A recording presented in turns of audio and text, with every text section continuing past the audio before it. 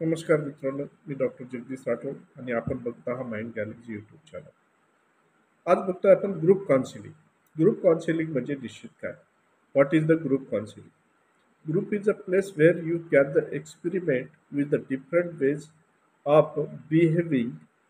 आता कुठकुठल्या प्रकारचे वेगवेगळ्या पद्धतीनं जे बिहेव करणारे जे लोक एका ग्रुपला एका ठिकाणी you may want to try talking more or being quicker than the usual. म्हणजे तुम्हाला जास्त लवकर आणि चांगल्या प्रकारचं त्यांच्याशी बोलायचं आहे. May you find your self diagnose disagree with the people in group on certain points and feel your point is became a more clearly defined. म्हणजे आपण एवढं चांगल्या पद्धतीनं त्यांना समजून सांगतोय की आपला मुद्दाही त्यांना समजला पाहिजे. त्या पद्धतीने आपण प्रयत्न करतो. म्हणजे ॲक्च्युली ग्रुप म्हणजे निश्चित काय आहे, की you will be probably find that the conversions you talk part in the during this group will help to enrich your friendship outside. म्हणजे ज्यावेळेस तुम्ही त्यांच्याशी कन्व्ह एक कम्युनिकेशन करता, त्या कन्व्हर्सेशन करता, ते केल्यानंतर त्या व्यक्तीमध्ये एवढा बदल होईल की ते तुमचे ॲज ए मित्र म्हणून किंवा फ्रेंड म्हणून एक वागायला सुरुवात करतील या पद्धतीने. हां, याला आपण ग्रुप असं म्हणतो. आता ग्रुप म्हणजे कुठल्याही प्रकारचं एका सारख्या उद्देशाने एका ठिकाणी आलेला एक समूह म्हणजे ग्रुप आहे. ग्रुप काउन्सिलिंग ज्याला आपण म्हणतो आहे, group counselling is a form of psychological therapy in which the therapist or counsellor work with a small group of individuals typical range from. आता ते कुठल्याही प्रकारचं रेंज 6 ते 12 वर्षाचे किंवा एखादा मोठा वयोगट आहे की आपण 25 ते 40 वर्षापर्यंतचा वयोगट म्हणू किंवा लहान मुलांचा वयोगट म्हणू. अशा लोकांना आपण एकत्र आलेले असेल तर त्याचं एक विशिष्ट समूह बनतो. This participants who are the facing similar challenges or issues. म्हणजे कुठल्या प्रकारचं सारखं एखादं चॅलेंज आहे, सारखं इश्यू आहे, सारखा प्रॉब्लेम आहे, तर त्या प्रॉब्लेमसाठी ते एकत्र आलेले असतात. म्हणून त्याला आपण ग्रुप असं म्हणतो आणि या सर्व ग्रुपला आपण काय करायचं आहे, काउन्सिलिंग. हे counselling group is usually meet face to face. म्हणजे आपण आमने सामने त्यांना भेटतोय. Which one or a two train group. म्हणजे एकपेक्षा जास्त पहा, आता एकापेक्षा जास्त लोक असतात आणि आपण एकापेक्षा जास्त ग्रुप सुद्धा असू शकत. आता अशा टाइमला therapist and talk about the what most concern them. म्हणजे ज्यावेळेस तो थेरपिस्ट आहे किंवा काउन्सिलर आहे की त्यांच्याशी जे संबंधित जी गोष्ट आहे जास्त महत्त्वाची आहे आणि जास्त गरजेची आहे, त्याच गोष्टीला घेऊन त्याच्याशी तो काय करतो, चर्चा करतो, त्यांच्याशी बोलतो आहे. आता members listen to each other and openly express thoughts and feeling about what their members do or say. आपण त्या गोष्टीला त्यांचे विचार काय आहे किंवा त्यांच्या फिलिंग्स काय आहे, त्यांच्या भावना कशा प्रकारच्या आहेत, त्या मेंबरला असं काय वाटतं की ते तुम्हाला असं काहीतरी बोलायचं आहे त्यांना आणि त्यांच्याकडून तुम्हाला त्यांना बोलून त्यांच्या मनातील जी गोष्ट आहे त्या गोष्टीबद्दलची त्यांना समाधानी आपल्याला मिळवून द्यायची आहे. आता हे त्याच्यात त्या सगळ्या गोष्टी आपल्याला पहिले ऐकून घ्यायचं आहे आणि मग त्यांना निर्णय द्यायचा आहे. This interaction give members an opportunity to increase the understanding of self and others. आपण काय स्वतःला आणि त्यांना समजून घेण्याची जी एक संधी आहे ती आपण संधी काय वाढवली आहे ती संधी. आणि या संधीला वाढवल्यानंतर ती संधी जी आहे एकमेकांना आपण जास्तीत जास्त चांगल्या प्रकारचं कम्युनिकेशन इंटरॅक्शन कसं करू, एकमेकाशी कसं बोलू, try out new ways to being the with others and learn more effective ways to interact. आपण किती चांगल्या प्रकारचं त्यांच्याशी इंटरॅक्ट करू शकतो, किती चांगल्या पद्धतीनं त्यांना आपण समजून सांगू शकतो, हा महत्त्वाचा मुद्दा आहे. The content of the group session is absolutely confidential. म्हणजे त्याच्यातलं जे कुठल्या प्रकारच्या गोष्टी त्यांच्याशी आपण चर्चा करणार आहोत ते टोटल गोपनीय आहे किंवा कॉन्फिडेन्शियल आहे. Member must commit to the confidential. आता त्यांच्याशी आपली एक करारबद्धता किंवा कमिटमेंट असली पाहिजे किंवा वचनबद्धता असली पाहिजे की ज्याच्याशी आपण त्यांच्याशी चर्चा करतोय.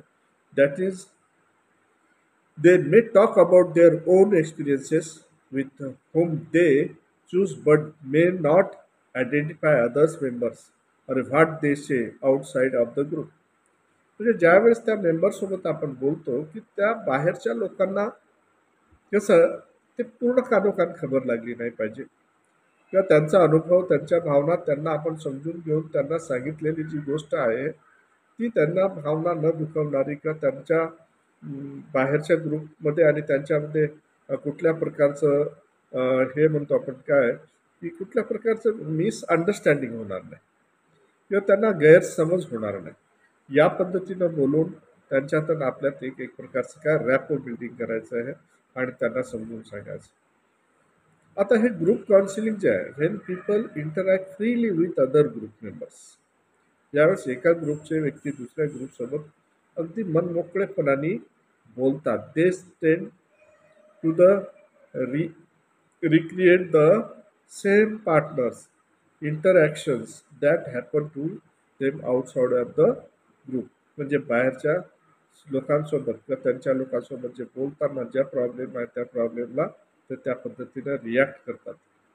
दिस create the opportunity of meaningful change or increase the self acceptance.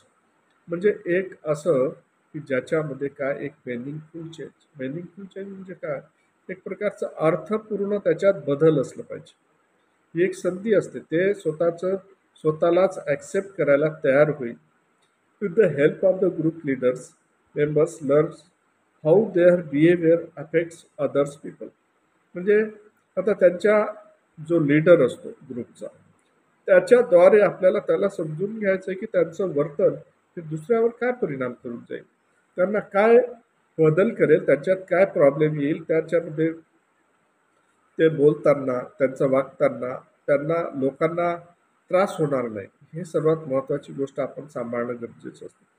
The groups becomes a safe place to experiment with the alternative way to the training oneself and others ways that can be the more satisfying and successful. ज्या वेळेस त्यांच्याशी counselling करतो त्याच्याशी मार्गदर्शन किंवा समुपदेशन करतो त्यावेळेस तो ग्रुप जो आहे सेफ असला पाहिजे. आता चांगल्या ठिकाणी सेफ प्लेसला जर असेल आणि त्यांना कुठल्याही प्रकारच्या कोणत्याही अडचणी नसेल ते समाधानी आणि यशस्वी जर वाटत असेल तर त्यांना त्या पद्धतीचं त्या ठिकाणीच आपल्याला मार्गदर्शन करणं गरजेचं आहे कारण की त्याला त्या ठिकाणी त्याला ते सेफ फील करतात. Many of us feel the some worried or a strange because of our problem or a thoughts or their way of feel.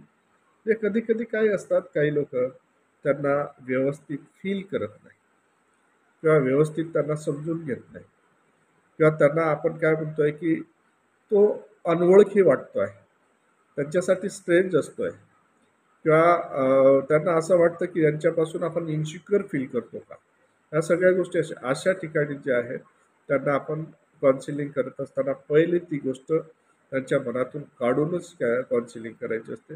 It is very encouraging and humanizing to the learn the others have some similar difficulties, thoughts and emotions.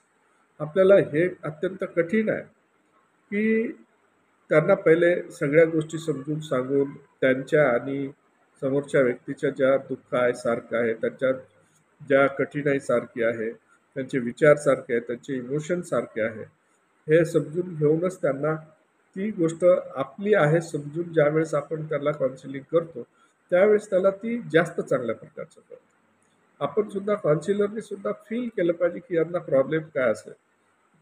The focus shift from the considering ourselves difficult, defective to learning to live our lives as the fully and richly as we can.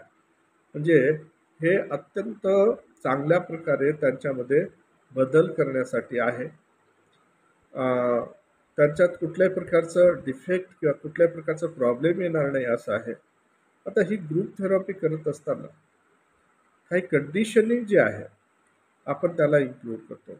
जसं attention defect असेल hyper active disorder असेल, त्यांच्यामध्ये depression आलं आहे का, eating disorder आहे का, generalise anxiety disorder आहे का, का पॅनिक डिसऑर्डर आहे का, किंवा फोबिया आहे का, पोस्ट ट्रॅमॅटिक स्ट्रेस डिसऑर्डर आहे का, अँगरचं जे आहे त्याचं मॅनेजमेंट करायचं आहे आपल्याला, किंवा सोशल स्किल्सचे प्रॉब्लेम आहे, किंवा पॅरेंटिंगचा प्रॉब्लेम आहे का.